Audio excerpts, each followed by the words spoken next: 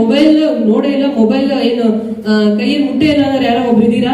ಸಾಮಾನ್ಯವಾಗಿ ಪೋಷಕರು ಏನ್ ಮಾಡ್ತಾರೆ ಅಂದ್ರೆ ನಮ್ಮ ಹೆಣ್ಮಕ್ಳಿಗೆ ಮದುವೆ ಮಾಡೋಣ, ಎತ್ರ ನರಿಯಸ್ತು ಪೂಜ್ಯಂತೆ ರಮಂತೆ ತತ್ರ ದೇವತಾ ಅಂತ ಹೇಳಿ ವಿದ್ಯಾರ್ಥಿಗಳು ಎಲ್ಲಿ ಮಾತಾಡ್ಸಿದ್ರು ಶಾರದಾ ಕಾಲೇಜು ಅಂದ್ರೆ ಈಗ ನಮ್ಮಲ್ಲಿ ಹೆಚ್ಚಿನ ಸಂಖ್ಯೆಯಲ್ಲಿ ಬರೋದು ಅಂತ ಹೇಳಿದ್ರೆ ಫೋಕ್ಸೋ ಪ್ರಕರಣಗಳು. ಹೆಣ್ಮಕ್ಳಿಗೆ ಚೆನ್ನಾಗಿ ಓದ್ತಾರೆ, ಸಾಧನೆಯನ್ನು ಮಾಡ್ತಾರೆ, ಈ ಪ್ರೀತಿ ಪ್ರೇಮ ಲವ್ ಮಾಡ್ಕೊಂಡೆ ಹುಡುಗ ಜೊತೆ ಹೋದೆ ಈ ತರದ ಪ್ರಕರಣಗಳು ಜಾಸ್ತಿ ಆಗ್ತಾ ಇದೆ. ಬಟ್ ಅದಕ್ಕೆ ನೀವು ಯಾವುದೇ ಕಾರಣಕ್ಕೂ ಬಲಿ ಆಗ್ಬೇಡಿ.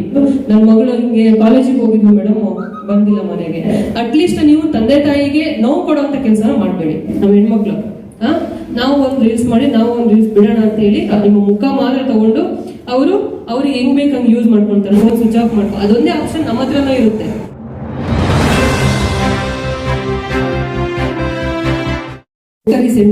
ರೋಟರಿ ಸೆಂಟ್ರಲ್ ಅಂದ್ರೆ ಈ ತರ ಸೇವಾ ಸಂಸ್ಥೆಗಳಿರ್ಬೋದು ಅಥವಾ ರೋಟರಿ ಕ್ಲಬ್ಗಳು ಇವೇನು ಅಂತಂದ್ರೆ ಯಾವುದೇ ರೀತಿಯ ಪ್ರತಿಫಲಾಪೇಕ್ಷೆಯನ್ನ ನಿರೀಕ್ಷಿಸದೆ ಇವರು ಒಂದು ಸಮಾಜಕ್ಕೆ ಸೇವೆ ಅನ್ನೋದನ್ನ ಸಲ್ಲಿಸ್ತಾ ಇರ್ತಾರೆ. ಇಂತಹ ಸಂಸ್ಥೆಗಳು ನಮ್ಮ ಸಮಾಜದಲ್ಲಿ ಪ್ರಸ್ತುತ ಸಮಾಜದಲ್ಲಿ ಇದಾವೆ ಅಂದ್ರೆ ಅದು ತುಂಬಾ ಖುಷಿ ವಿಚಾರ. ಯಾಕೆಂತಂದ್ರೆ ಇಂತಹ ಸಂಸ್ಥೆಗಳ ಮೂಲಕ ಅಂದ್ರೆ ನಮ್ಮ ಸಮಾಜದಲ್ಲಿ ಇನ್ನೂ ವ್ಯಾಲ್ಯೂಸ್ ಅಂದ್ರೆ ಮೌಲ್ಯಗಳು ಇದಾವೆ ಅನ್ನೋದಕ್ಕೆ ಈ ಒಂದು ನಿದರ್ಶನ ಅಂತಾನೆ ಹೇಳ್ಬೋದು. ಯಾಕೆಂದ್ರೆ ಯಾವುದೇ ಪ್ರತಿಫಲಾಪೇಕ್ಷೆ ಇರಲ್ಲ ಇಲ್ಲಿ. ಹಾಗೆ ವಿದ್ಯಾಸಂಸ್ಥೆ ಬಗ್ಗೆ ಹೇಳ್ಬೇಕು ಅಂತಂದ್ರೆ ಕೇಳಿದ್ದೀನಿ, ತುಂಬಾ ಚೆನ್ನಾಗಿದೆ ವಿದ್ಯಾಸಂಸ್ಥೆ ಶಾರದಾ ಕಾಲೇಜ್ ಅಂತ. ಅಂದ್ರೆ ಎಲ್ಲ ನಮ್ಮಲ್ಲಿ ಏನು ಸ್ಟೂಡೆಂಟ್ಸ್ ವಿದ್ಯಾರ್ಥಿಗಳು ಎಲ್ಲಿ ಮಾತಾಡ್ಸಿದ್ರು ಶಾರದಾ ಕಾಲೇಜ್ ಅಂದ್ರೆ ನಮ್ಮ ಗರ್ಲ್ಸ್ ಎಲ್ಲದು ಶಾರದಾ ಕಾಲೇಜ್ ಅಂತ ಹೇಳ್ತಾ ಇರ್ತಾರೆ. ಅಂದ್ರೆ ಈಗ ಏನಂತಂದ್ರೆ ಒಂದು ಹೆಣ್ಮಕ್ಳು ಅಂದ್ರೆ ಈಗ ಹಿಂದೆ ಶ್ಲೋಕದಲ್ಲೇ ಹೇಳಿದ್ದಾರೆ, ಎತ್ರ ನರಿಯಸ್ತು ಪೂಜ್ಯಂತೆ ರಮಂತೆ ತತ್ರ ದೇವತಾ ಅಂತ ಹೇಳಿ. ಎಲ್ಲಿ ಹೆಣ್ಮಕ್ಳನ್ನ ಪೂಜಿಸ್ತಾರೋ ಅಲ್ಲಿ ದೇವಾನುದೇವತೆಗಳು ನೆಲೆಸಿರ್ತಾರೆ ಅಂತ ಹೇಳಿ. ಅಂದ್ರೆ ಈ ಸಂಸ್ಥೆಗೆ ಈಗ ದೇವತೆ ಹೆಸರಿಟ್ಟಿದ್ದಾರೆ, ದೇವರ ಹೆಸರಿಟ್ಟಿದ್ದಾರೆ ಶಾರದೆ ಅಂತ ಹೇಳಿ. ಅಂದ್ರೆ ಶಾರದೆಯ ಕೆಳಗಡೆ ಅಂದ್ರೆ ಅವರ ಆಶೀರ್ವಾದ ಕೆಳಗಡೆ ನೀವು ಒಂದು ಏನು ಶಿಕ್ಷಣ ಪಡಿತಾ ಇರ್ತೀರಾ ಅಂತ ಹೇಳಿದ್ರೆ ಅದ್ರ ಮೂಲಕ ನೀವು ಜೀವನದಲ್ಲಿ ಅತ್ಯುತ್ತಮವಾಗಿ ಒಂದು ಸಾಧನೆಯನ್ನು ಮಾಡ್ತೀರಾ, ಹಾಗೆ ನಿಮ್ಮ ಜೀವನವನ್ನ ಉತ್ತಮವಾದ ರೀತಿಯಲ್ಲಿ ರೂಪಿಸ್ಕೊಳ್ತೀರಾ. ಅದಕ್ಕೆ ಸಂಬಂಧಪಟ್ಟಂಗೆ ಏನು ನಿಮ್ಮ ಸಂಸ್ಥೆಯ ಅಥವಾ ಕಾಲೇಜಿನ ಮುಖ್ಯಸ್ಥರಿದ್ದಾರೆ ಸತತವಾಗಿ ಪ್ರಯತ್ನ ಪಡ್ತಾ ಇರ್ತಾರೆ. ಅದೇ ರೀತಿ ನೀವು ಅವರಿಗೆ ಸಹಕಾರವನ್ನು ಸಹಿತ ನೀಡಬೇಕು. ಯಾಕೆ ನಾವು ಈ ತರ ಹೇಳ್ತಿರೋದು ಅಂದ್ರೆ ಹೆಣ್ಮಕ್ಳಿಗೆ ಶಿಕ್ಷಣ ಕೊಡ್ಸೋದು ತುಂಬಾ ಕಡಿಮೆ. ಅಂದ್ರೆ ಏನಂತಂದ್ರೆ ಅವರೊಂದು ಏಜ್ ಬಂದ ತಕ್ಷಣ ಸಾಮಾನ್ಯವಾಗಿ ಪೋಷಕರು ಏನ್ ಮಾಡ್ತಾರೆ ಅಂದ್ರೆ ನಮ್ಮ ಹೆಣ್ಮಕ್ಳಿಗೆ ಮದುವೆ ಮಾಡೋಣ, ಬೇಡ ಮದುವೆ ಮಾಡ್ಬಿಡೋಣ, ಏನ್ ಓದೋದಿದೆ ಓದಿದ್ರು ಆಮೇಲೆ ಏನು ಗಂಡನ ಮನೆಗೆ ಹೋಗ್ತಾಳೆ, ಅಲ್ಲಿಗೆ ಹೋಗಿ ನೌಕರಿ ತಗೊಳ್ಳಿ, ಏನ್ ತಗೊಂಡು ಗಂಡನ ಮನೆಗೆ ಸಂಬಂಧಪಟ್ಟಿರುತ್ತೆ, ಏನ್ ನಮ್ ಜವಾಬ್ದಾರಿ ನಾವೇನಿದೆ ಅದನ್ನ ನಾವು ಕಳ್ಕೊಳ್ಳೋಣ ಅಂತೇಳಿ ಪೋಷಕರು ಯೋಚನೆ ಮಾಡ್ತಾರೆ. ಆದ್ರೆ ನೀವೇನ್ ಮಾಡ್ಬೇಕು ಅಂದ್ರೆ ಆತರ ಎಜುಕೇಶನ್ ನಿಮ್ಗೆ ಇಲ್ಲಿ ತನಕ ಎಜುಕೇಶನ್ ಕೊಡಿಸ್ತಾ ಇದ್ದಾರೆ ಅಥವಾ ಮುಂದೇನು ನಿಮ್ ಎಜುಕೇಶನ್ ಕಂಟಿನ್ಯೂ ಮಾಡಿಸಿ ಏನೋ ಒಂದು ಮಗುಗೆ ನನ್ನ ಮಗಳಿಗೆ ಒಂದು ಅವಳ ಕಾಲ ಮೇಲೆ ಅವಳು ನಿಂತ್ಕೊಳ್ಳಿ ಅಥವಾ ಸಾಧನೆ ಮಾಡ್ಲಿ ಅಂತ ನಿಮ್ಗೆ ಇಲ್ಲಿ ಕಳಿಸ್ತಾ ಇದ್ದಾರೆ ಅಂತಂದ್ರೆ ನೀವು ಅದನ್ನ ಸದುಪಯೋಗ ಪಡಿಸ್ಕೊಳ್ಬೇಕು. ಯಾಕೆ ಅಂತ ಹೇಳಿದ್ರೆ ನಿಮ್ಮ ಜೀವನ ಇವಾಗ ಅತಿ ಅಮೂಲ್ಯವಾದದ್ದು. ಅದಕ್ಕೆ ನಿಮ್ಮ ಜೀವನವನ್ನ ಉತ್ತಮ ರೀತಿಯಲ್ಲಿ ರೂಪಿಸ್ಬೇಕು ಅಂತ ಹೇಳಿ ನಿಮ್ಮ ಪೋಷಕರಿರ್ಬೋದು ಅಥವಾ ನಿಮ್ಮ ಶಿಕ್ಷಕರಿರ್ಬೋದು ಅಥವಾ ಏನ್ ಸೇವಾ ಸಂಸ್ಥೆ ಇದೆ ಈ ಕಾಲೇಜ್ ಇರ್ಬೋದು ತುಂಬಾ ಶ್ರಮ ಪಡ್ತಾ ಇರ್ತಾ ಇದರಿಂದ. ನಾನು ಸ್ಟಾರ್ಟಿಂಗ್ ಬರುವಾಗಲೂ ಬಂದ ತಕ್ಷಣ ಹೇಳಿದೆ ರಮೇಶ್ ಸರ್ಗೆ, ಹೆಣ್ಮಕ್ಳು ಪ್ಯೂರ್ಲಿ ಹೆಣ್ಮಕ್ಳು ಮೇಡಮ್, ಎಲ್ಲಾ ಹೆಣ್ಮಕ್ಳೇ ಇರೋದಿಲ್ಲ, ಯಾವ ನಾನು ಗರ್ಲ್ಸ್ ಕಾಲೇಜ್ ಅಂತೇಳಿ ಗೊತ್ತಿತ್ತು, ಎಲ್ಲ ಹೆಣ್ಮಕ್ಳೇ ಇರೋದು ಅಂದ ತಕ್ಷಣ ನಾವು ಹೇಳಿದೆ ಸರ್ಗೆ, ಇಲ್ಲ ಹೆಣ್ಮಕ್ಳು ಚೆನ್ನಾಗಿ ಓದ್ತಾರೆ ಬಿಡಿ, ಇಲ್ಲಿ ಯಾವುದೇ ಗಲಾಟೆ ಅಥವಾ ಏನು ನ್ಯೂಸೆನ್ಸ್ ಆಗಕ್ ಸಾಧ್ಯ ಇಲ್ಲ. ಯಾಕೆಂತಂದ್ರೆ ಹೆಣ್ಮಕ್ಳಿಗೆ ಚೆನ್ನಾಗಿ ಓದ್ತಾರೆ, ಸಾಧನೆಯನ್ನು ಮಾಡ್ತಾರೆ ಹೆಚ್ಚಿನಾಗಿ. ಯಾಕೆಂತಂದ್ರೆ ಹೆಣ್ಮಕ್ಳಿಗೆ ತಾಳ್ಮೆ ಸಹನೆ ಹಾಗೆ ಏನೋ ಒಂದು ಅನ್ಕೊಂಡಿದ್ರೆ ಅದನ್ನ ಸಾಧನೆ ಮಾಡ್ಬೇಕು ಅನ್ನೋದು ಸ್ವಲ್ಪ ಜಾಸ್ತಿ ಇಚ್ಛಾಶಕ್ತಿ ಇರುತ್ತೆ ಅಂತ ಹೇಳಿ ಡಿಸ್ಕಸ್ ಮಾಡ್ತಾ ಇದ್ವಿ. ಸರ್ ಸಹಿತ ಅದನ್ನೇ ಹೇಳಿದ್ರು, ಹೌದು ಮೇಡಮ್ ಇಲ್ಲಿವರೆಗೂ ನಮ್ಗೆ ಯಾವ್ದು ಸಮಸ್ಯೆಗಳು ಯಾವ ತರ ಬಂದಿಲ್ಲ, ಅದೇ ತರ ಒಳ್ಳೆ ಹೆಸರು ಸಹಿತ ಇದೆ ಅಂತ ಹೇಳಿ ಹೇಳ್ತಾ ಇದ್ರು. ಹೌದು, ಅದೇ ರೀತಿ ಸರ್ ನಿಮ್ಮ ಸಂಸ್ಥೆ ಇನ್ನೂ ಚೆನ್ನಾಗಿ ಬೆಳವಣಿಗೆ ಆಗ್ಲಿ, ಹಾಗೆ ಹೆಚ್ಚು ವಿದ್ಯಾರ್ಥಿನಿಯರೆಲ್ಲ ಚೆನ್ನಾಗಿ ಹೆಚ್ಚು ಸಾಧನೆ ಮಾಡಿ ಈ ಸಂಸ್ಥೆಗಿರ್ಬೋದು ಅವ್ರ ಪೋಷಕರಿಗಿರ್ಬೋದು ಹೆಸರನ್ನು ತಂದ್ಕೊಡ್ಲಿ ಅಂತೇಳಿ ಈ ಮೂಲಕ ನಾನು ಆಶಿಸ್ತೀನಿ ಸರ್. ಅದೇ ರೀತಿ ಈಗ ನಮ್ಮ ಇಲಾಖೆಗೆ ಅಂದ್ರೆ ನಮ್ಮ ಡಿಪಾರ್ಟ್ಮೆಂಟಿಗೆ ಸಂಬಂಧಪಟ್ಟಂಗೆ ನಾವೇನು ಹೇಳ್ಬೇಕು ಅಂತಂದ್ರೆ ನಮ್ಮಲ್ಲಿ ನೀವೀಗ ಯಾವುದೋ ಒಂದು ಗಲಾಟೆ ಇರ್ಲಿ ಅಥವಾ ಏನೋ ಒಂದು ಕಳ್ತನ ಇರಲಿ, ದರೋಡೆ ಇರಲಿ, ಕೊಲೆ ಇರಲಿ, ಇದಕ್ಕೆ ಸಂಬಂಧಪಟ್ಟಂಗೆ ಹೆಣ್ಮಕ್ಳು ಯಾವುದೇ ಕಾರಣ ಕಂಪ್ಲೇಂಟ್ಸ್ ಹೆಣ್ಮಕ್ಳ ಮೇಲೆ ಯಾವುದು ಬರಲ್ಲ. ಈಗ ನಮ್ಮಲ್ಲಿ ಹೆಚ್ಚಿನ ಸಂಖ್ಯೆಯಲ್ಲಿ ಬರೋದು ಅಂತ ಹೇಳಿದ್ರೆ ಫೋಕ್ಸೋ ಪ್ರಕರಣಗಳು. ಅಂದ್ರೆ ಈಗ ಮೈನರ್ ಏನಿರ್ತಾರೆ ಅಂಡರ್ ಏಜ್ 18 ಇಯರ್ಸ್ ಯಾರಿರ್ತಾರೆ, ಬಿಲೋ 18 ಇಯರ್ಸ್ ಯಾರಿರ್ತಾರೆ ಅಂತ ಮಕ್ಕಳಿಗೆ ಈ ಫೋಕ್ಸೋ ಕಾಯ್ದೆ ಅನ್ನೋದು ಅಳವಡಿಕೆ ಆಗುತ್ತೆ. ಅಂದ್ರೆ ಫೋಕ್ಸೋ ಕಾಯ್ದೆ ಅಂತ ಅಂದ್ರೆ 2012ರಲ್ಲಿ ಜಾರಿ ಬರುತ್ತೆ. 2012ರಲ್ಲಿ ಬರುತ್ತೆ POCSO, protection of children from sexual offences ಅಂತ ಹೇಳಿ. ಅಂದ್ರೆ ಮಕ್ಕಳ ಮೇಲೆ ನಡೆಯುವಂತಹ ಲೈಂಗಿಕ ದೌರ್ಜನ್ಯಗಳನ್ನು ತಡೆದು ಅದ್ರ ಮೂಲಕ ಯಾರು ಆ ಕೃತ್ಯನ ಎಸಗಿರ್ತಾರೋ ಅವರಿಗೆ ಕಠಿಣ ಕಾರಾಗೃಹ ಶಿಕ್ಷೆ ಅನ್ನೋದು ಈ ಕಾಯ್ದೆಯಲ್ಲಿ ಬರುತ್ತೆ. ಇದರಲ್ಲಿ ಏನು ಅಂತಂದ್ರೆ ನಮಗೆ ಏನು ಅಂತಂದ್ರೆ ಈಗ ಏನು ಮಕ್ಕಳ ಮೇಲೆ ಲೈಂಗಿಕ ದೌರ್ಜನ್ಯ ಮಾಡೋದು ಅನ್ನೋದಕ್ಕಿಂತ ಹೆಚ್ಚಾಗಿ ಮೈನರ್ ಈಗ ಅಬೌವ್ 15 ಇಯರ್ಸ್ ಬಿಲೋ 18 ಇಯರ್ಸ್ ಅಂತ ಮಕ್ಳು ಏನಿದ್ದಾರೆ, ಹೆಣ್ಮಕ್ಳು, ಎಸ್ಪೆಷಲಿ ಹೆಣ್ಮಕ್ಳು, ಅವ್ರು ಏನ್ ಮಾಡ್ತಾರೆ, ಈ ಪ್ರೀತಿ ಪ್ರೇಮ ಲವ್ ಮಾಡ್ಕೊಂಡೆ ಹುಡುಗ ಜೊತೆ ಹೋದೆ, ಈ ತರದ ಪ್ರಕರಣಗಳು ಜಾಸ್ತಿ ಆಗ್ತಾ ಇದೆ. ನಿಮಗೆ ಗೊತ್ತಿದೆಯೋ ಗೊತ್ತಿಲ್ವೋ, ಇದು ಈ ಕಾಯ್ದೆ ಬಗ್ಗೆ ಗೊತ್ತಿದೆಯೋ ಗೊತ್ತಿಲ್ಲ, ಆದ್ರೆ ನೀವ್ ಈ ತರ ನೀವ್ ಇಷ್ಟಪಟ್ಟು ಯಾವ್ದೋ ಹುಡುಗನ ನೀವೇನಾದ್ರು 18 ವರ್ಷಕ್ಕಿಂತ ಕಡಿಮೆ ವಯಸ್ಸಿನವ್ರೆ ಸೆನ್ಸಿ ಅಲ್ವಾ, ನೀವ್ ಇಷ್ಟಪಟ್ಟು ಯಾವ್ದೋ ಹುಡುಗನ ಜೊತೆ ಹೋದ್ರು ಅಥವಾ ಅವರೇ ನಿಮ್ಮನ್ನ ಫೋರ್ಸ್ಫುಲಿ ಮಾಡಿ ಕರ್ಕೊಂಡು ಹೋದ್ರು, ಅದು ನಿಮ್ಮ ಮೇಲೆ ಆ ಕಾಯ್ದೆ ಅನ್ನೋದು ಅಪ್ಲೈ ಆಗೇ ಆಗುತ್ತೆ. ಯಾಕೆ ಇದನ್ನ ಹೇಳ್ತಾ ಇದ್ದೀನಿ ಅಂತಂದ್ರೆ, ಈಗ ಈ ಫೋಕ್ಸೋ ಕಾಯ್ದೆ ಅನ್ನೋದು ಈಗ ಫೋರ್ಸ್ಫುಲಿ ಹೆಣ್ಮಗನ ಕರ್ಕೊಂಡು ಹೋಗಿ ಏನೋ ರೇಪ್ ಮಾಡಿದ್ರು ಅಥವಾ ಏನೋ ಇದು ಮಾಡಿದ್ರು, ಬಿಲೋ 18 ಇಯರ್ಸ್ ಮಗುನ ಕರ್ಕೊಂಡು ಹೋಗಿ ರೇಪ್ ಮಾಡಿದ್ರು ಅಥವಾ ಏನೋ ಒಂದು ಕೊಲೆ ಮಾಡಿದ್ರು, ಅದಕ್ಕೆ ಜಾಸ್ತಿ ಬಳಕೆ ಆಗ್ತಿಲ್ಲ. ಅದೇ ನಮಗೆ ಬೇಜಾರಾಗೋದು. ಯಾಕೆಂತಂದ್ರೆ ವಾರದಲ್ಲಿ 3-4 ಪ್ರಕರಣ ಇದೆ ಬರ್ತವೆ. ಏನು ತಂದೆ ತಾಯಿ ಇರ್ಬೋದು, ಅವ್ರ ಅಜ್ಜ ಅಜ್ಜಿ ಎಲ್ಲ ಬಂದು ನನ್ನ ಮಗಳು ಹಿಂಗೆ ಕಾಲೇಜಿಗೆ ಹೋಗಿದ್ಲು ಮೇಡಮ್, ಬಂದಿಲ್ಲ ಮನೆಗೆ, ಇಲ್ಲ ನನ್ನ ಮಗಳು ಇಲ್ಲಿ ದೇವಸ್ಥಾನಕ್ಕೆ ಹೋಗಿದ್ಲು, ಬಂದಿಲ್ಲ ಮನೆಗೆ. ಆಮೇಲೆ ನಾವು ಇನ್ ಡೀಟೇಲ್ ಅವ್ರ ಹತ್ರ ಫೋನ್ ಇತ್ತು ಅಥವಾ ಏನು ಸ್ಕೂಲಲ್ಲಿ ಇರ್ಬೋದು, ಕಾಲೇಜಲ್ಲಿ ಇರ್ಬೋದು, ಅಥವಾ ಇಲ್ಲ ಪಕ್ಕದ ಮನೇಲಿ ಇರ್ಬೋದು, ಅಥವಾ ಫ್ರೆಂಡ್ಸ್ ನಾವು ವಿಚಾರಿಸಿದ್ರೆ ಅವಳು ಯಾವ್ದೋ ಹುಡುಗನ ಜೊತೆಗೆ ಕಾಂಟ್ಯಾಕ್ಟ್ ಇರುತ್ತೆ, ಇವನ್ ಜೊತೆ ಜಾಸ್ತಿ ಮಾತಾಡ್ತಿರ್ತಾಳೆ, ಇನ್ನೊಬ್ಬನ ಜೊತೆ ಜಾಸ್ತಿ ಮಾತಾಡ್ತಿರ್ತಾಳೆ, ಫ್ರೆಂಡ್ಸ್ ಅದನ್ನೇ ಹೇಳ್ತಾರೆ. ಆಮೇಲೆ ಅವನ ಜೊತೆಗೆ ಹೋಗಿರ್ತಾಳೆ. ಈಗ ಲೈಫ್ ಯಾರು ಹಾಳಾಯ್ತು? ನಿಮ್ದಲ್ವಾ? ಈಗ ನಾವು ನಮ್ಮಲ್ಲಿ ಒಂದು ಕೇಸ್ ಆದ ತಕ್ಷಣ ನಾವು ಹಂಗೆ ಬಿಡಲ್ಲ, ಕೇಸ್ ಮಾಡ್ಕೊಂತೀವಿ, ಅದ್ರಲ್ಲಿ ನಿಮ್ ತಂದೆ ತಾಯಿ ಹೆಸರು ಸೇರಿಸ್ಕೊಂತೀವಿ, ನಿಮ್ಮ ಹೆಸರು ಸೇರಿಸ್ಕೊಂತೀವಿ. ನೀವು ಯಾವುದೇ ಮೂಲೆ ಕರ್ನಾಟಕಲ್ಲಿ ಈ ದೇಶದಲ್ಲಿ ಯಾವುದೇ ಮೂಲೆ ಇದ್ರು ನಾವು ಒಂದ್ಸಲಿ ಕೇಸ್ ರಿಜಿಸ್ಟರ್ ಆಯ್ತು, ನಿಮ್ಮ ಹೆಸರು ನಮ್ಮಲ್ಲಿ ಫೀಡ್ ಆಯ್ತು ಅಂತಂದ್ರೆ ನಾವು ಆ ಕೇಸ್ ಕ್ಲೋಸ್ ಮಾಡ್ಬೇಕು. ಅದೇ ತರ ಏನು ನಿಮ್ ತಂದೆ ತಾಯಿಗೆ ಒಂದು ನ್ಯಾಯ ಕೊಡಿಸ್ಬೇಕು, ನಿಮಗೆ ನ್ಯಾಯ ಕೊಡಿಸ್ಬೇಕು ಅಂತ ಹೇಳಿ ನೀವು ಯಾವುದೇ ಮೂಲೆಯಲ್ಲಿ ನೀವು ಹೋಗಿದ್ರು, ಆ ಹುಡುಗ ನಿಮ್ಮನ್ನ ಕರ್ಕೊಂಡು ಹೋಗಿದ್ರು, ನಾವು ಬಿಡಲ್ಲ, ಬರ್ತೀವಿ.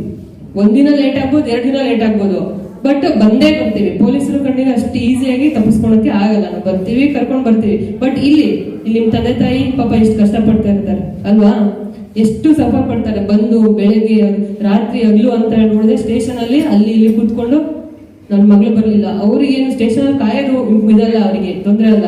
ಬಟ್ ನೀವೇನಾಗಿದ್ದೀರೋ, ನನ್ನ ಮಗಳು ಏನಾಗಿದ್ದಾಳೋ, ನನ್ನ ಮಗಳು ಎಲ್ಲಿ ಹೋಗಿದ್ದಾಳೋ, ಏನಾಯ್ತು ಅನ್ನೋದು ಇದೆ ಅಲ್ವಾ ಅವರಿಗೆ.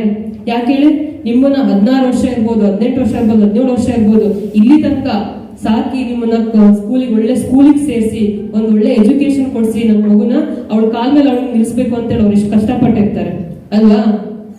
ಅವರಿಗೆ ಈ ತರ ಏನು ಯಾವ್ದೋ ಹುಡುಗನ ಜೊತೆ ಹೋದೆ ಅಥವಾ ನಾವ್ ಯಾರನ್ನೋ ಕರ್ಕೊಂಡು ಹೋದ್ವಿ, ಈ ತರ ಎಲ್ಲ ಅವರಿಗೆ ಸಹಿಸ್ಕೊಳಕ್ ಆಗುತ್ತಾ? ಇಲ್ಲ ಅಲ್ವಾ.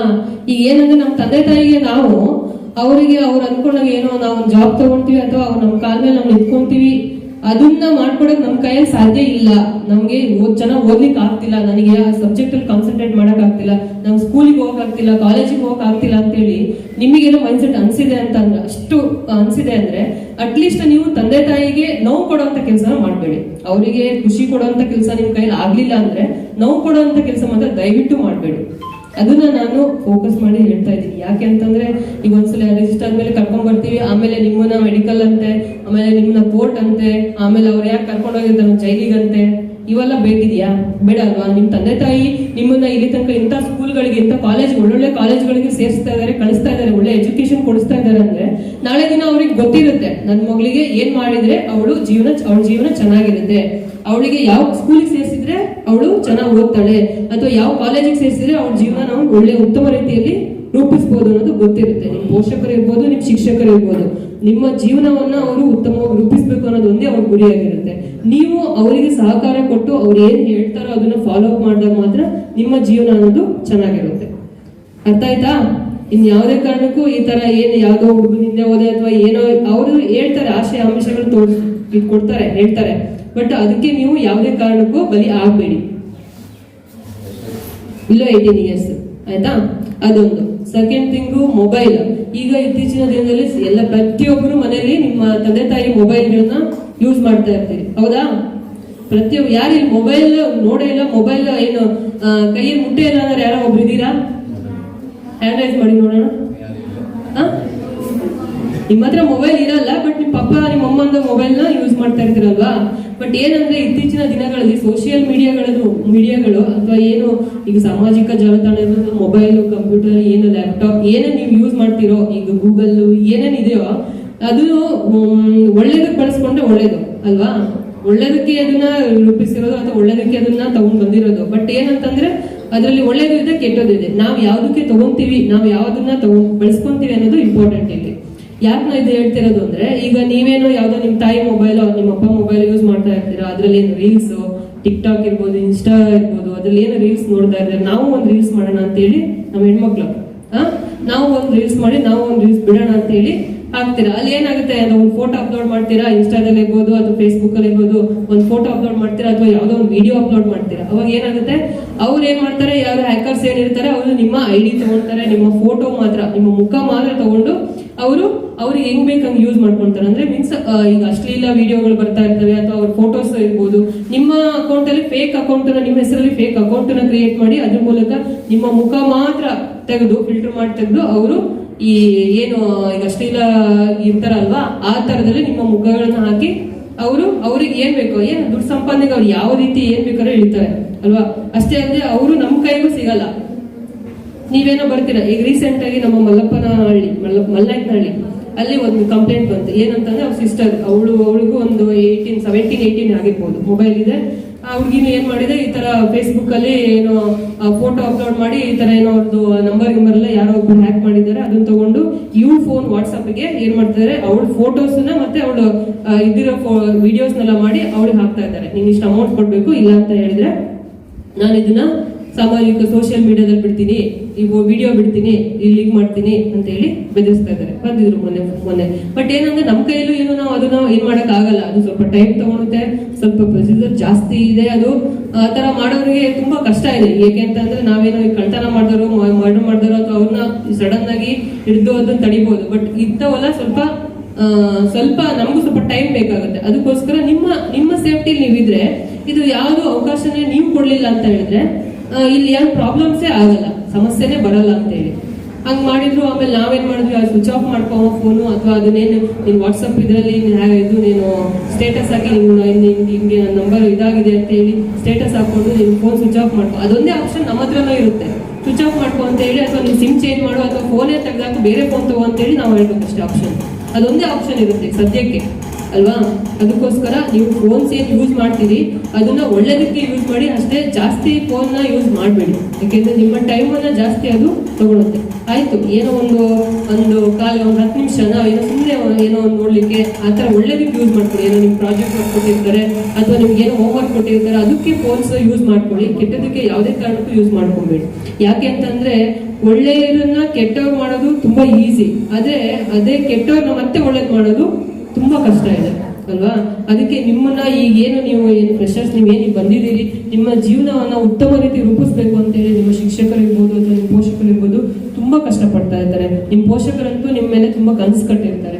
ಯಾಕೆ ಅಂತಂದ್ರೆ ನಿಮ್ಗೆ ಈಗ ಏನೋ ಒಂದು ನೆರಳಲ್ಲಿ ಯಾವುದೋ ಒಂದು ರೂಮಲ್ಲಿ ತುಂಬಾ ಚೆನ್ನಾಗಿ ಗಾಳಿ ಬೆಳಕು ಇರುವಂತ ಜಾಗದಲ್ಲಿ ನಿಮ್ಮನ್ನ ಒಳ್ಳೆ ಎಜುಕೇಶನ್ ಕೊಡಿಸ್ಬೇಕು ಅಂತ ಹೇಳಿ ಕಳ್ಸಿದ್ದಾರೆ ಅಂದ್ರೆ ಹೊರಗಡೆ ಎಷ್ಟು ಬಿಸಿಲಿದೆ ಅಲ್ವಾ. ಅವಾಗ ಎಷ್ಟು ಬಿಸಿಲಿರ್ತಲ್ವಾ, ಮಳೆ ಇರ್ಬೋದು, ಬಿಸಿಲು ಇರ್ಬೋದು, ಚಳಿ ಇರ್ಬೋದು, ಏನು ಲೆಕ್ಕ ಹಾಕಲ್ಲ ನಿಮ್ ತಂದೆ ತಾಯಿ. ನಿಮ್ಮ ಸ್ಕೂಲಿಗೆ ಕಳ್ಸಿನ ಅವ್ರು ಮನೇಲಿ ಇರ್ತಾರಾ ಇಲ್ಲ ಅಲ್ವಾ. ಕೂಲಿಗೆ ಹೋಗ್ತಾರೆ ಅಲ್ವಾ. ಕೂಲಿಗೆ ಹೋಗಿ ಏನೋ ಒಂದು ಅಲ್ಪ ಸ್ವಲ್ಪ ಸಂಪಾದನೆ ಮಾಡಿ ಏನು ಅವ್ರದ್ದೇನು ಅಂತಂದ್ರೆ ಅವ್ರ ಮುಂದಿನ ಕನ್ಸೇನು, ನನ್ನ ಮಕ್ಕಳು ಚೆನ್ನಾಗಿ ಓದಿ ನಾಳೆ ಒಳ್ಳೆ ಎಜುಕೇಶನ್ ತಗೊಂಡು ಅವ್ರ ಕಾಲ ಮೇಲೆ ಅವ್ರು ನಿಂತ್ಕೊಂಡು ನಮ್ಮ ಕಷ್ಟನ ಅವ್ರು ಪರಿಹಾರ ಮಾಡ್ಕೊಡ್ತಾರೆ. ಅವ್ರ ಕಷ್ಟ ಅನ್ನಕ್ಕಿಂತ ನಮ್ಮ ಮಕ್ಕಳು ಅವ್ರ ಕಾಲ ಮೇಲೆ ಅವ್ರು ನಿಂತ್ಕೊಂತಾರಲ್ಲ, ಸಮಾಜದಲ್ಲಿ ಉತ್ತಮ ವ್ಯಕ್ತಿಗಳಾಗ್ತಾರೆ, ಉತ್ತಮ ನಾಗರಿಕರಾಗ್ತಾರೆ ಅನ್ನೋದು ಅವ್ರ ಕನಸು ಅಲ್ವಾ. ಊರಲ್ಲಿ ಯಾರಾದ್ರೂ ಅವ್ನ ಮಗಳು ಯಾರ ಜೊತೆಗೆ ಓಡೋದು ಅಥವಾ ಯಾವ ಮಗ ಏನೋ ಮರ್ಡರ್ ಮಾಡ್ದ ಅಂತ ಅಂದ್ರೆ ಅದು ಹೆಂಗಿರುತ್ತೆ, ಪೋಷಕರಿಗೆ ಕೇಳೋರಿಗೆ ಚೆನ್ನಾಗಿರುತ್ತಾ? ಇಲ್ಲ ಅಲ್ವಾ. ಅದಕ್ಕೋಸ್ಕರ ನೀವು ಯಾವುದೇ ಕಾರಣಕ್ಕೂ ಕೆಟ್ಟ ವಿಚಾರಗಳಿರ್ಬೋದು ಅಂದ್ರೆ ನಿಮ್ಮ ತಲೆಯಲ್ಲಿ ತೆಗ್ದಾಕ್ಬಿಡಿ. ಯಾವುದೋ ಒಂದು ಇದು ಮಾಡಿದೆ, ಪ್ರೀತಿ ಮಾಡಿದೆ, ಅಥವಾ ಎಲ್ಲೋ ಒಂದು ನಮ್ಮ ಫೋನ್ ಯೂಸ್ ಮಾಡ್ಕೊಂಡು ಅದನ್ನ ಮಾಡಿದೆ, ರೀಲ್ಸ್ ಮಾಡಿದೆ, ಇವೆಲ್ಲ ಬಿಡಿ. ಯಾಕೆಂದ್ರೆ ಹೆಣ್ಮಕ್ಳು ಇಷ್ಟೇ ಮಾಡೋದು ಸರ್. ಇನ್ನು ಅವ್ರು ಬೇರೆ ಮರ್ಡರ್ ಮಾಡೋದು ಅಥವಾ ಏನ್ ದಾರುಣ ಆ ಥರ ಏನಕ್ಕೂ ಹೋಗಲ್ಲ. ಇವ್ರು ಮಾಡಿದ್ರೆ ಏನೋ ರೀಲ್ಸ್ ಫೋನ್ ಯೂಸ್ ಮಾಡ್ತಾರೆ, ಬಿಟ್ರೆ ಈ ತರ ಇದಕ್ಕೆ ಹೋಗ್ತಾರೆ. ಯಾವುದೇ ಕಾರಣಕ್ಕೂ ಆ ಥರ ಎಲ್ಲ ನೀವು ತಪ್ಪು ದಾರಿನ ತುಳಿಬೇಡಿ. ಅಷ್ಟೇ ಅಲ್ಲದೆ ಹೆಣ್ಮಕ್ಳಿಗೆ ಪೇಷನ್ಸ್ ಜಾಸ್ತಿ ಇರುತ್ತೆ ಅಂತ ನಾನು ಅನ್ಕೊಂಡಿದ್ದೀನಿ. ಯಾಕೆಂದ್ರೆ ಪೇಷನ್ಸ್ ಇಂದ ನೀವು ಓದಿ, ನಿಮ್ಮ ಅಪ್ಪ ಅಮ್ಮ ಚೆನ್ನಾಗಿ ಎಜುಕೇಶನ್ ಕೊಡಿಸ್ತಾರೆ ಅಂತ ಹೇಳಿದ್ರೆ ಚೆನ್ನಾಗಿ ಓದಿ ನಾಳೆ ದಿನ. ಯಾಕೆಂದ್ರೆ ಕಾಂಪಿಟೇಟಿವ್ ಫೀಲ್ಡ್ ಅಲ್ಲಿ ತುಂಬಾ ಕಾಂಪಿಟೇಟರ್ ಇದ್ದಾರೆ, ಅವ್ರನ್ನ ಕ್ರಾಸ್ ಮಾಡೋದು ತುಂಬಾ ಕಷ್ಟ. ಯಾಕೆಂತಂದ್ರೆ ಇವಾಗ ಹಗಲು ರಾತ್ರಿ ಒಂದು ಸರ್ಕಾರಿ ನೌಕರಿಗೆ ಇರ್ಬೋದು ಅಥವಾ ಯಾವುದೋ ಒಂದು ನೌಕರಿಗೆ ಇರ್ಬೋದು, ಹಗಲು ರಾತ್ರಿ ಕಷ್ಟಪಟ್ಟು ಓದೋರಿದ್ದಾರೆ. ಅವ್ರ ಮಧ್ಯೆ ನೀವು ಈಗ ಅವ್ರ ಜೊತೆಗೆ ಸೇರ್ಕೊಬೇಕು ಅಂತಂದ್ರೆ ನೀವು ಅವ್ರಿಗಿಂತ ಡಬಲ್ ಅಲ್ಲ ಟ್ರಿಬಲ್ ಎಫರ್ಟ್ ಹಾಕ್ಲೇಬೇಕು. ನಾನು ಆಯ್ತು ಬಿಡು ನಾನು ಮುಂದೆ ಕೆಲಸ ತಗೊಂತೀನಿ ಅಂತ ಅನ್ಕೊಂಡ್ರೆ ಬರಲ್ಲ. ನೀವು ಇವಾಗಿಂದಾನೇ ಅದನ್ನ ಏನ್ ಬೇಸ್ ನಿಮ್ದು ಏನ್ ಫೌಂಡೇಶನ್ ಏನಿದೆ ಅದನ್ನ ನೀವು ಇವಾಗಿಂದಾನೇ ಕಟ್ಕೊಬೇಕು, ನೀಟಾಗಿ ಕಟ್ಕೊಬೇಕು. ಅವಾಗ ಮಾತ್ರ ಅಂದ್ರೆ ಒಳ್ಳೆ ಎಜುಕೇಶನ್ ಏನ್ ದೊಡ್ಡವ್ರು ಏನ್ ಶಿಕ್ಷಕರು ಇರ್ಬೋದು ಅಥವಾ ನಿಮ್ಮ ಪೋಷಕರು ಏನ್ ಹೇಳ್ತಾರೋ ಅದನ್ನ ಕೇಳ್ಕೊಂಡು ನೀವು ಅದ್ರ ಮೂಲಕ ಸ್ಟೆಪ್ ಬೈ ಸ್ಟೆಪ್ ನಿಮ್ಮ ಏನು ಮುಂದಿನ ಗುರಿ ಏನಿದೆ ಅದನ್ನ ಸಾಧನೆ ಮಾಡ್ಬೇಕು ಅಂತ ಹೇಳಿದ್ರೆ ಸ್ಟೆಪ್ ಬೈ ಸ್ಟೆಪ್ ನೀವು ಅದಕ್ಕೆ ಎಫರ್ಟ್ ಹಾಕ್ಬೇಕು. ಯಾಕೆಂದ್ರೆ ಕಾಂಪಿಟೇಟಿವ್ ಫೀಲ್ಡ್ ಅಲ್ಲಿ ನೀವು ಅಲ್ಲಿ ಹೋಗ್ಬೇಕು, ಅವ್ರನ್ನ ರೀಚ್ ಮಾಡಿ ನೀವು ಮುಂದೆ ಹೋಗಿ ನೀವು ಅದೊಂದು ಏನೋ ಒಂದು ನಿಮ್ಗೆ ಅಂತ ಇರುವಂತ ಪೋಸ್ಟಿಂಗ್ ಏನಿದೆ, ಜಾಬ್ ಏನಿದೆ ತಗೋಬೇಕು ಅಂತಂದ್ರೆ ನೀವು ಅದಕ್ಕೆ ಸಂಬಂಧಪಟ್ಟಂಗೆ ಎಫರ್ಟ್ ಹಾಕ್ಲೇಬೇಕು. ಯಾಕೆಂದ್ರೆ ನಾವು ಅವಾಗ ಓದುವಾಗಲೇ ಮನೆ ಬಿಟ್ಟು ತಂದೆ ತಾಯಿನ ಬಿಟ್ಟು ಎಷ್ಟೋ ದಿನ ಮನೆಗೆ ಹೋಗಿರ್ಲಿಲ್ಲ. ಓದು ನಾವು ಒಂದು ಜಾಬಿಗಾಗಿ ಓದಿ ಡಿಪ್ರೆಷನ್ಗೆ ಹೋಗ್ಬಿಟ್ಟಿದೀವಿ, ಏನಪ್ಪ ಜಾಬೇ ಆಗಲ್ವನ ಅಂತ ಆ ತರ ಹೋಗಿದ್ವಿ. ಬಟ್ ಈಗ ಇನ್ನ ಕಾಂಪಿಟೇಷನ್ ಜಾಸ್ತಿ ಆಗಿದೆ, ತುಂಬಾ ಎಫರ್ಟ್ ಹಾಕ್ಬೇಕಾಗುತ್ತೆ. ಅದಕ್ಕೋಸ್ಕರ ನೀವು ನಿಮ್ಮ ಏನು ಎಜುಕೇಶನ್ ಓದ್ತಾ ಇದ್ದೀರಾ, ನೀವೇನು ಓದ್ತಾ ಇದ್ದೀರಾ ಅದನ್ನ ಕಾನ್ಸಂಟ್ರೇಟ್ ಮಾಡಿ ಓದಿ. ಪಾಲ್ತು ಕೆಲಸಗಳಿಗೆ ನಿಮ್ಮ ಟೈಮ್ನ ವೇಸ್ಟ್ ಮಾಡ್ಕೊಂಬೇಡಿ. ಓದ್ವಿ ಬಂದ್ವಿ, ಸ್ಕೂಲಿಗೆ ಬಂದ್ವಿ, ಮನೆಗೆ ಡೈರೆಕ್ಟ್ ಹೋಗಿ ಎಲ್ಲೋ ಅಲ್ಲಿ ಹೋದೆ ಅದು ತಿನ್ನಕ್ ಹೋದೆ ಅಥವಾ ಯಾವ್ದು ಪಾನಿಪುರಿ ತಿನ್ನಕ್ ಹೋದೆ ಅಥವಾ ಏನೋ ಗೋಬಿ ತಿನ್ನಕ್ ಹೋದೆ ಅಲ್ಲೋದೆ ಇಲ್ಲೋದೆ ಅಂತ ಹೇಳಿ ನಿಮ್ಮ ಟೈಮನ್ನು ವೇಸ್ಟ್ ಮಾಡ್ಕೊಂಬೇಡಿ. ಇಷ್ಟೊಂದಕ್ಕೆ ಹೇಳಿ ಸ್ವಲ್ಪ ಅರ್ಥ ಆಯ್ತಾ? ನಿಮ್ಮ ಟೀಚರ್ಸ್ ಇರ್ಬೋದು, ನಿಮ್ಮ ಪೋಷಕರು ಏನ್ ಹೇಳ್ತಾರೆ ಅದನ್ನ ಕೇಳ್ತೀರಾ? ಏನ್ ಹೇಳಿದ್ರು ನಿಮ್ಮ ಒಳ್ಳೇದಕ್ಕೆ ಅಷ್ಟು ತಲೆಯಲ್ಲಿದ್ರೆ ಸಾಕು. ನಿಮ್ಗೆ ಏನು ಕೆಟ್ಟದ್ ಮಾಡ್ಬೇಕು ಅನ್ನೋ ಉದ್ದೇಶ ತಂದೆ ತಾಯಿಗಾಗಿರ್ಲಿ ಅಥವಾ ನಿಮ್ಮ ಟೀಚರ್ಸಿಗಾಗ್ಲಿ ಯಾವುದೇ ಕಾರಣಕ್ಕೂ ಇರಲ್ಲ. ಆಯ್ತಾ? ಅರ್ಥ ಆಯ್ತಾ ಹೇಳಿದ್ದು? ಚೆನ್ನಾಗಿ ಓದ್ತೀರಾ? ಇನ್ನು ನಿಮ್ ಸ್ಕೂಲ್ಗೆ ನಿಮ್ ಕಾಲೇಜ್ಗೆ ಒಳ್ಳೆ ಹೆಸರು ತಗೊಂಡ್ಬರ್ತೀರಾ? Okay, thank you. ಇಲ್ಲಿ ತನಕ ಏನು ಕಾರ್ಯಕ್ರಮಕ್ಕೆ ಆಹ್ವಾನಿಸಿ ಮಾತಾಡಲಿಕ್ಕೆ ಅವಕಾಶ ಕೊಟ್ಟಿರುವಂಥ ಈ ಸಂಸ್ಥೆ, ಕಾಲೇಜಿನ ಹಾಗೆ ಎಲ್ಲ ಮುಖ್ಯಸ್ಥರಿಗೆ ನಾನು ತುಂಬ ಧನ್ಯವಾದಗಳನ್ನ ಹೇಳ್ತೀನಿ. Thank you.